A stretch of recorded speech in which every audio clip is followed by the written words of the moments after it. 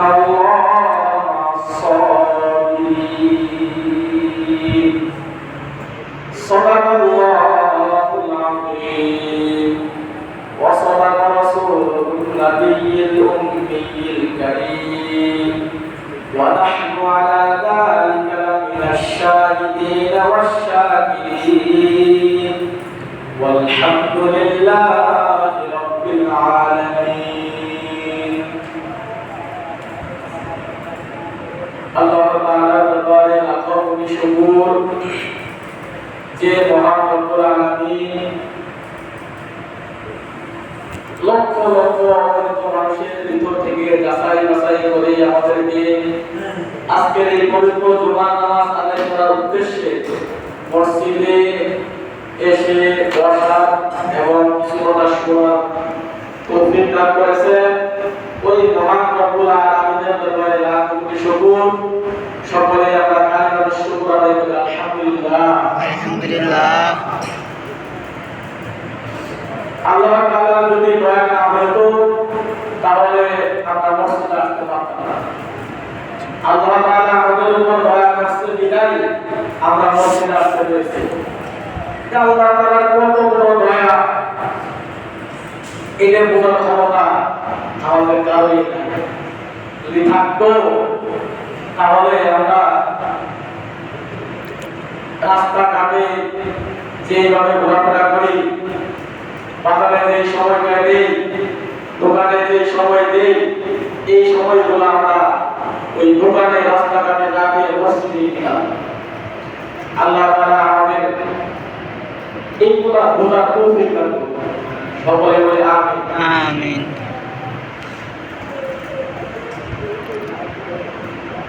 জুমার দিন মূলত বয়ানের দিন না, জুমার দিন হলো আত্মশুদ্ধির দিন।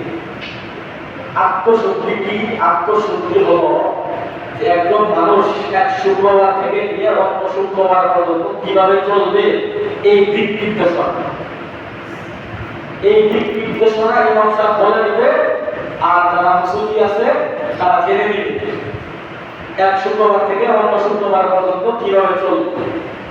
আসলে আমরা এখন যে পরিস্থিতিতে আছি বা দেশের হালত বর্তমান জানা নাই, ইমাম সাহেবের মতো মুসল্লির মতো না। ইমাম সাহেব কোনো এমন কোনো কাজ করতেছে তার চাকরির ভয়ে না, মুসল্লিরা কোনো কথা বলতেছে তার গোপন প্রকাশ পাওয়ার ভয়ে। মানে এমন একটা জামানায় আমরা আসছি, কেউ কাউকে নিজের ব্যাপারে বলতে চায় না, শুধু অন্যের বিষয় নিয়ে সমালোচনা করে, নিজের বিষয়ে কেউ কাউকে বলি না। সেই জন্য আমরা নিজের আত্মশক্তি প্রকাশ করি। আত্মশক্তির একটা ব্যাপার আছে, এটা কেউ কার কাছে প্রকাশ করি। আমি আমাদের সম্পর্কে ছোট একটা আয়াত আল্লাহ তাআলা থেকে দেওয়া হয়েছে, অসংখ্য হাদিসের ভিতর থেকে ছোট্ট একটা হাদিস দেওয়া হয়েছে। আল্লাহ তাআলা যদি তৌফিক দান করেন তাহলে এর উপরে কিছু কথা বলবো। ওয়া তৌফিক ইল্লা বিল্লাহ। আমি আপনাদের সম্মুখে যে আয়াতটা তেলাওয়াত করেছি, এই আয়াতটা হলো ইয়া আইয়ুহাল্লাযীনা আমানু ইসতাঈনু বিস-সাবরি ওয়াস-সালাহ। ইয়া আইয়ুহাল্লাযীনা আমানু ইসতাঈনু বিস-সাবরি ওয়াস-সালাহ ইন্নাল্লাহা মা'আস-সাবিরিন। এর অর্থ হলো, হে মুমিনগণ, তোমরা নামাজের মাধ্যমে ধৈর্য ধারণ করো। নিশ্চয় আমি ধৈর্যধারীদের সাথেই আছি। যারা ধৈর্য ধারণ করে তাদের সাথেই আছি। আয়াতের অর্থের প্রয়োগ করা যায়, আয়াতের তাফসীর আরেকভাবে করা যায়। আর আয়াত এখন যে দেখবেন কোরআন শরীফে অনেক এই বাংলা অর্থ সহকারে শরীফে এক একজন এক একভাবে অর্থ। সেই জন্য কিছু কিছু মানুষ দেখবেন নামাজ পড়তে আসে, ঠিক আছে, কিন্তু হুজুরের ভুল করে যাবো এই চিন্তা করতে আসে। হুজুরের ভুল করে যাবো সংশোধন করতে পারবো না, বরং হুজুর যে কথা বলে তার কাছে শুনে এবং শিখে নিজের সংশোধন করা যাবে। কারণ কথা না করাই আল্লাহ রাসূল যখন জীবিত ছিল ইসলামের প্রথম পর্যায়ের কাহিনী, যে সময় মুসলমানের সংখ্যা ছিল কম, কাফেরদের সংখ্যা ছিল বেশি। আল্লাহ রাসূলের ওই সময় একজন মুয়াজ্জিন ছিল, সকলেই এই ঘটনা জানা এবং সকলেই তার নাম জানে। হযরত বেলাল হাবশী রাদিয়াল্লাহু আনহু, সবাই জানেন না? বেলাল হাবশী রাদিয়াল্লাহু আনহু কেমন চেহারা ছিল? তার ঠোঁট ছিল মোটা, তার জিহ্বা ছিল অনেক ভারী, কথা বলতে স্পষ্ট কথা বলতে পারত না। সে ছিল হাবশী। হাবশী বলতে মানে আরব, একদম যে খালেস আরব তাও না, একদম যে খালেস বানানো তাও মাঝামাঝি ছিল। বেলাল হাবশী রাদিয়াল্লাহু আনহু প্রত্যেক নামাজের আগে আযান দিত। কোন এক সময় এক কাফের পুত্র আয়েশা আল্লাহ রাসূলের কাছে বলতেছেন, ইয়া রাসূলুল্লাহ, নবীজির নাম শুনলে সবাই খুশি হয়ে যায় না? সাল্লাল্লাহু আলাইহি ওয়াসাল্লাম, ইয়া রাসূলুল্লাহ, আপনি দুনিয়ার মধ্যে সবচেয়ে শ্রেষ্ঠ মানব, আপনার চেহারার দিক দিয়েও আপনি শ্রেষ্ঠ, আপনার সুন্দরের সাথে কোনো তুলনা হয় না। আপনাকে সৃষ্টি না করলে দুনিয়ায় সৃষ্টি করতো না। ইয়া রাসূলুল্লাহ, আপনার যে ওয়াজিব আপনার সাথে তো নাই, আপনার চেহারার সাথে আপনার সাতমাত্র বোঝার সাথে ওয়াজিবের চেহারা তো চাই না। আমার বাড়িতে কেমন শুনবে ইনশাআল্লাহ হবে না? তো তখন আল্লাহ রাসূল তাদের কাছে প্রশ্ন করলো যে আসলে মূলত তোমরা কি বলতে চাও সেটা প্রকাশ করো। তো তখন এই গোত্র বলতেছে, ইয়া রাসূলুল্লাহ, আপনি যদি আপনার এই ওয়াজিবটা পরিবর্তন করেন তাহলে আমরা পুরো গোত্রই মুসলমান হয়ে যাব। আল্লাহ রাসূল এখন চিন্তায় পড়ে গেলেন, কি করবে? এই চিন্তায় ভেবু কি করতে পারে, কি করা যায়। কারণ আযানের শুরু জগৎ থেকেই আযান দিত কে? হযরত বেলাল হাবশী রাদিয়াল্লাহু আনহু। ততক্ষণ সাহাবীর সাথে বুঝতেছে বড় বড় সাহাবী ছিল, তারাও কোনো মতামত দিতে পারতেছে না। এমন করে কয়েকবার যখন এই যুদ্ধ আসলো, আসার পরে আল্লাহ রাসূল এক পর্যায়ে লাঠি হয়ে গেলেন। ওই সময় মুসলমানের সংখ্যা ছিল অতি অল্প, একদম সামান্য কয়েকজন হাতের গোনা মুসলমান ছিল।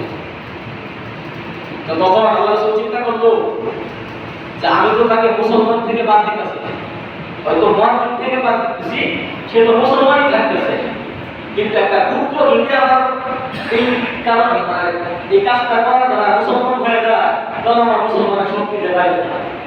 ঠিক আছে, রাজি হয়ে গেছে। রাজি হওয়ার পরে ঘটনা হওয়ার পর আল্লাহ রাসূল কিভাবে বেলাল হাবশীকে বলবে এটা মানে বুঝতে পারতেছে না। কিছু কিছু ধারণাও করতেছে বেলাল হাবশী রাদিয়াল্লাহু আনহু যে বড় ভাই আজকে আমার শেষ। বেলাল হাবশী রাদিয়াল্লাহু আনহু নামাজের ভিতরে দাঁড়ায়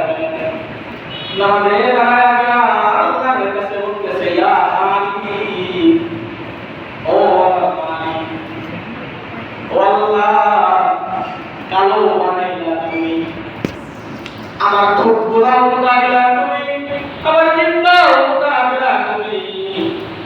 আল্লাহ, আমি কেন মসজিদ থেকে ভালো পাইলাম? আমি এই কথা বলতেছে আর কান্না করে ভাঙিয়ে পড়ে যেতেছে, যেমন জানি অস্থির নামাজে দাঁড়ানোর আগেই সে পড়ে যেতেছে আর বারবার এক কথাই বলতেছে, ও আমার মালিক, আল্লাহ, আমি তো আমার চেহারা বানাই নাই, আমি তো আমার ঠোঁট বানাই নাই, আল্লাহ, ও আল্লাহ, আমি তো আমার রংটাও দেই নাই, কালো বানাইলা তুমি, আমার ঠোঁটটাও মোটা দিলা তুমি, আমাকে হাস্য বানাইলা তুমি, মসজিদে নববী থেকে মাহরুম কেন হইলাম আমি? এই কথা বললাম না, বারবার যখন নামাজের ভিতরে দাঁড়াইতেছে আর বারবার চলে যাইতেছে, এমন একটা পরিস্থিতি, মসজিদ থেকে আর হইতে মন চাইতেছে না, কেমন জানি বারবার মনে হইতেছে আজকে কোনো আমার এই জীবনের শেষ, আজকে কোনো আমার জীবনের শেষ হয়ে যাবে। আমি যদি মসজিদে আজান না দিতে পারি তাহলে তো আমার মসজিদের ভিতরে মন টিকবে না, আমি তো মসজিদে আসতে পারবো না। এই কথা বলতে বলতে বারবার বেহুশ হয়ে যাইতেছে, বেহুশ হয়ে ঘুরতেছে এমন করে বারবার নামাজে ইশারা দিতেছে। এই বেলাল হাবশী রাদিয়াল্লাহু আনহু এইভাবে যখন সময় এশার নামাজ কাছে আসলো, এশার নামাজের আযান দিল।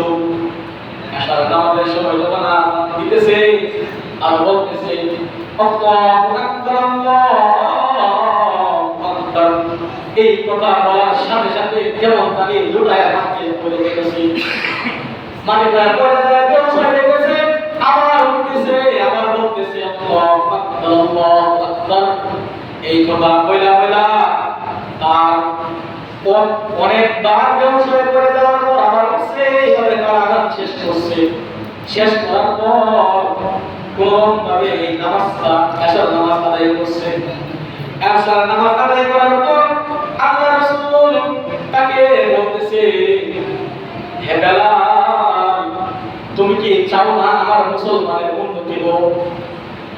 বেলাল রাদিয়াল্লাহু আনহু বলতেছে, ইয়া রাসূলুল্লাহ ইয়া হাবিবাল্লাহ, আমি তো অবশ্যই চাই, শুধু আমি মুয়াজ্জিন থেকে বাদ না, বরং আমি যদি জীবনও দিতে হয় তাও রাজি আছি, তাও যেন মুসলমানের উপকার হয়। এই কথা বলতেছে আর কেমন জানি তার জবাব কেমন জানি একটা নদীর মতো হয়ে গেছে। সাগরের যেমন পানির ধারা একটা নদী ধারা সাগর হয়ে গেছে। এইভাবে সময়টা আস্তে আস্তে অতিবাহিত হইতেছে। নামাজ শেষ হয়ে গেল, সকলে আস্তে আস্তে বাড়ির দিক চলে গেল। হাসি আবার সেই আগের মতো পুনরায় মসজিদের যে নামাজে দাঁড়ায় গেল। নামাজে দাঁড়ায় আবার সেই সালাতুল হাজাতের ভিতরে দাঁড়ায় আবার সেই মালিকের কাছে করুণ সুরে বলতেছে, ও আমার মালিক, ও আমার মালিক, ইয়া রব ইয়া মালিক, তুমি সব কিছু করলা, আমার কি দোষ ছিল গো মালিক? এইভাবে চলতে চলতে ঘরে রাত যখন হয়ে গেল, বেলাল হাবশী বারবার এই কথা বলতেছে আর রাস্তা দিয়ে বাড়ির দিক রওনা হইতেছে। বাড়িতে যাওয়ার পথে রাস্তার মধ্যে ওইগুলা বলে আর বারবার বেহুশ হয়ে যায়, বেহুশ হয়ে যায় আবার সুস্থ হয়, আবার আস্তে আস্তে বাড়ির দিক চলে যায়। এইভাবে করতে করতে যখন বেলাল হাবশী রাদিয়াল্লাহু আনহু নিজের বাড়িতে চলে গেল, বাড়িতে গিয়া আকাশের দিকে তাকাইয়া একটা জোরে চিৎকার দিয়েছে গো, বলতেছে, ও আমার মালিক, তুমি এর আগে কেন আমার মৃত্যু দিলা না গো মালিক? বেলাল হাবশী রাদিয়াল্লাহু আনহু এই চিৎকার দিয়া যখন মাটিতে পড়ে গেছে, ফজর হয়ে গেছে, তার আর হুঁশ ফিরতেছে না। বেলাল হাবশী রাদিয়াল্লাহু আনহু যেমন জানি জমিনে লুটায়া পড়ে গেছে এবং তাকে তার হাতের ভিতরে ডলা দিতেছে, পায়ের ভিতরে ডলা দিতেছে, পানি ছিটায় দিতেছে, তার কেমন জানি হুঁশ ফিরতেছে না, সে কেমন জানি বেহুশি হয়ে গেছে। এইভাবে চলতে চলতে রাত যখন ফজরের ওয়াক্ত হয়ে গেল, ফজরের সময় হয়ে গেল, ফজরের সময় হওয়ার সময় নতুন মুয়াজ্জিন নিযুক্ত করা হইল। এই নতুন মুয়াজ্জিন যখন আযান দেওয়ার জন্য প্রস্তুতি নেবে, কেমন জানি ফজরের সময় হইতেছে না, কেমন জানি ফজরের সময় হইতেছে না, বারবার আযান দিতে গিয়ে দেখে ফজরের সময় হয় না। ওই সময় ঘড়ি ছিল, ওই সময় আমাদের মুরব্বীরাও বলে ওই রোজার আগে দিয়ে ওসব যেই পর্যন্ত দেখা যেত এই পর্যন্ত নাকি খাওয়া। কিছু কিছু মুরব্বী এখনো বলে ওই সময় ঘড়ি ছিল না, ওই একটা আকাশের ভিতরে একটা আভার হতো, ওই আভার দেখাইলে আযান দেওয়া হতো। প্রত্যেকটা ওয়াক্ত এগুলো নির্ধারণ করা হতো। যখন এগুলো চলতেছে বারবার আযান দিতে যান, মনে হয় এই যে বড় ওয়াক্ত হয়ে গেছে, কিন্তু ওই আভার আর আসতে পারে না। এভাবে অনেকক্ষণ পর্যন্ত চলে গেল, সবাই পেরেশান, আজকে গেল ফজর ওয়াক্ত হয় না। সকলেই যখন পেরেশান, আজকে গেল ফজর ওয়াক্ত হয় না। কিছু করতে করতে অনেকক্ষণ পরে আল্লাহ রাসূলের কাছে হযরত জিবরাইল আলাইহিস সালাম হাজির। আল্লাহ জিবরাইল রাদিয়াল্লাহু আনহু বলতেছে, হযরত জিবরাইল আলাইহিস সালাম বলতেছে, ইয়া রাসূলুল্লাহ ইয়া হাবিবাল্লাহ, ও আল্লাহর নবী, ও আল্লাহর ইয়া হাবিব, আজকে কি ফজরের আযান দিবেন না ইয়া রাসূলুল্লাহ? হযরত মুহাম্মদ মুস্তাফা সাল্লাল্লাহু আলাইহি ওয়াসাল্লাম আজকে তো আজানের ওয়াক্তই হইতেছে না, আজানের ওয়াক্ত না হইলে তাহলে কিভাবে আজান দিব? তখন আজানে জিবরাইল আলাইহিস সালাম বলতেছেন, ইয়া রাসূলুল্লাহ, ইয়া হাবিবাল্লাহ, আজকে যদি বেলাল রাদিয়াল্লাহু আনহু আযান না দেয়, আপনি অপেক্ষা করতে পারবেন, কিয়ামত হয়ে যাবে, কিন্তু বদরের ওয়াক্ত হবে না। সুবহানাল্লাহ। তাহলে থেকে তাদের নামাজের, তাদের ঈমানের কেমন পাওয়ার ছিল, তারা নামাজের মাধ্যমে আল্লাহ তাআলার কাছে কেমন প্রিয় হয়ে গিয়েছিল। একদিন আযান না দিলে কিয়ামত হয়ে যাবে, কিন্তু বদরের ওয়াক্ত হবে না। অথচ আজকে শুক্রবার আমরা এই মহল্লার মধ্যে এই কজন মানুষই শুধু কয়জন আসছে মসজিদে নামাজ পড়তে? মসজিদে আযান দেওয়া মানে কি না? যখন মসজিদের ভিতরে বলা হয় হাইয়া আলাল ফালাহ, হাইয়া আলাস সালাহ, হে লোক সকল, আপনারা সকলেই নামাজের জন্য আসেন। হাইয়া আলাল ফালাহ, হে লোক সকল, হে মহল্লাবাসী, আপনারা যা করতেছেন ওটা হলো কল্যাণ, আপনাদেরকে কল্যাণের জন্য ডাকা হইতেছে, আপনারা কল্যাণের জন্য আসেন।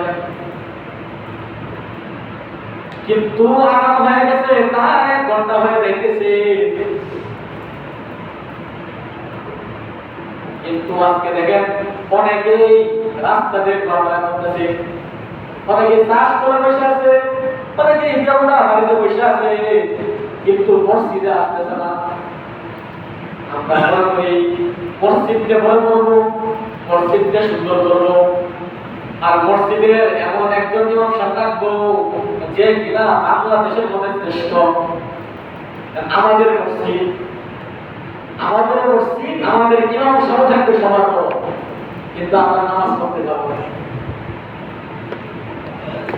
আমরা নামাজ পড়তে যাবো না, আমরা যত টাকা লাগে মসজিদের ইমাম সাহেব লাগে, মুয়াজ্জিন লাগে, দিতে রাজি আছি, কিন্তু আমরা নামাজ পড়তে যাবো না। নামাজ পড়বো না, ঠিক আছে। এইটা কইলে পরে তাহলে তো মসজিদ করা দরকার ছিল। মসজিদ বানানোর উদ্দেশ্য কি? যে আমরা যেন ওই জায়গায় গিয়ে একান্তভাবে আল্লাহর সাথে মোলাকাত করতে পারি। আমরা মসজিদেই আসলাম না, আল্লাহর সাথে মোলাকাত কিভাবে করব?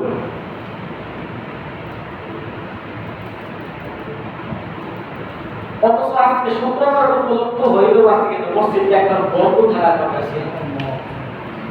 কয়জন মুসলিম আমরা আসছি? বেশিরভাগই যুবক বলা, মাশাআল্লাহ। অথচ আপনারা পুরা মহল্লার মধ্যে এই অল্প কয়জন মানুষ করে, অল্প কয়জন থাকে, আর অনেক আছে। আল্লাহ তাআলা আমাদের সবাইকে মসজিদমুখী হওয়ার তৌফিক দান করুন। সবাই বলে আমিন। ছোট্ট একটি হাদিস বলছিলাম, খায়রুকুম মান তাআল্লামাল কুরআনা ওয়া আল্লামা। এই হাদিসটার অর্থ হলো যে তোমাদের মধ্যে ওই ব্যক্তি সর্বোত্তম, যিনি শিক্ষা করে কোরআন তাফসীর, মাসালা মাসাইল, হাদিস, বিভিন্ন ইমানি বিষয় যে শিক্ষা করে এবং অন্যদেরকে শিক্ষা দেয়, সে হলো তোমাদের মধ্যে সবচেয়ে শ্রেষ্ঠ। আমাদের বাংলাদেশের একজন তাবলীগের মুরব্বি আলেম মোশাররফ রহমাতুল্লাহ ছিল, উনি ওনার এক জামাত দিয়ে, মানে একটা দল, জামাত একটা দল